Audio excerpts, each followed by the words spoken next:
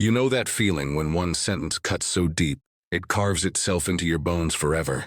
That was me the night my brother stood in our kitchen, leaned against the fridge like he owned the world, and smirked. "You'll always be nothing without me." He didn't scream it. He didn't need to. He said it like it was gravity, like the sun rising or the tide coming in. Certain, unshakable.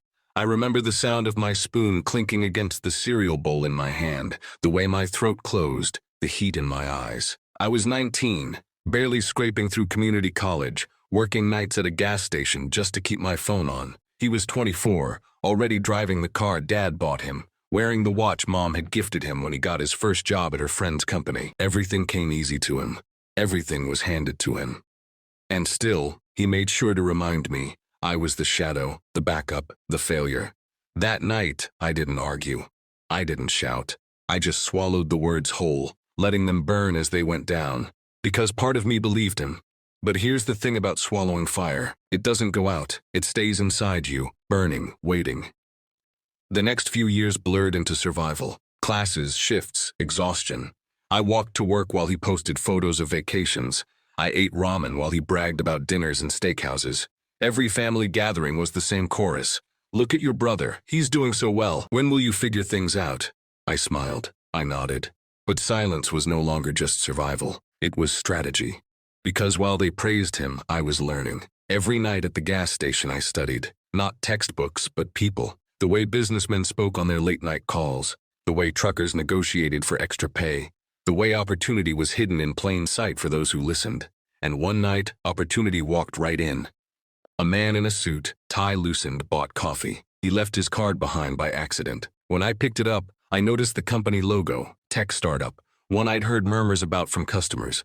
I don't know what possessed me, but I emailed him the next morning, not asking for a job, but suggesting an idea I had scribbled in my notebook for months, a way to streamline small deliveries using existing GPS apps.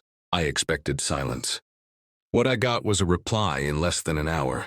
"Can you meet today?" That meeting changed everything.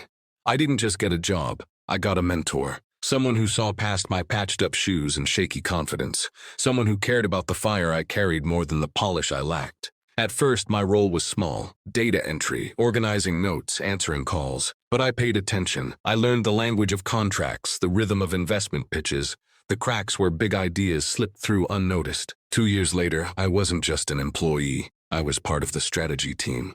3 years later, I had shares in the company. 5 years later, when the company went public, those shares made me something I had never been before. Wealthy.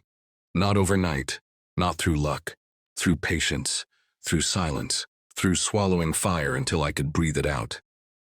The day I bought my first house, I didn't tell my family. The day I bought my second, I didn't either. The day I invested in my own startup, quietly building something even bigger, I stayed silent. I let them think I was still scraping by, still taking buses, still failing. It became my greatest weapon. Then came the wedding, not mine. My brother's. The invitations came embossed, heavy with gold lettering, as if the paper itself was meant to prove his superiority. He married into money, of course, a woman whose family name opened doors he could never have built on his own. At the reception, I stood in the corner, sipping water, watching him bask in applause. My mother paraded him from table to table, beaming. My father patted him on the back, telling anyone who would listen, "That's my son, my successful son." Not once did anyone ask about me. Not once did anyone remember I was even there. But when I slipped out early, no one noticed. And when I drove back to my own house, my real house, not the apartment they thought I still rented, I smiled. Because patience was still working in my favor. Years passed. My company grew. Investments flourished. One villa in Spain, another in Italy. I traveled, not for show but for the joy of it. And all the while I stayed silent. Until the knock came. It was late. I had just returned from a conference in Singapore, my bag still by the door when the pounding started. When I opened it, I froze. My brother. Disheveled. Eyes sunken. Suit wrinkled. He looked nothing like the golden boy I remembered. He swallowed hard, words catching in his throat. "I need your help." The story spilled out. Bad investments, gambling debts, a divorce that stripped him of more than half of everything he owned, and now, bankruptcy. The man who once told me I'd always be nothing was standing at my door, begging. I let him talk. I let him pour out excuses, blame, desperation. Finally, he whispered, "Please, you're my brother." I leaned against the doorframe the same way he once had in that kitchen, and I repeated his words, slowly savoring each one. "You'll always be nothing without me." His face crumbled. I could have helped him, financially, easily, but this wasn't about money. This was about truth, so I stepped closer, lowering my voice. "Do you know the difference between us? You believed being handed everything made you powerful. I believed being handed nothing gave me strength." He blinked, lips trembling. I continued. "You built your castle on favors and pride. I built mine on patience and silence. And now, when the storm came, yours washed away. Mine stands." Tears welled in his eyes.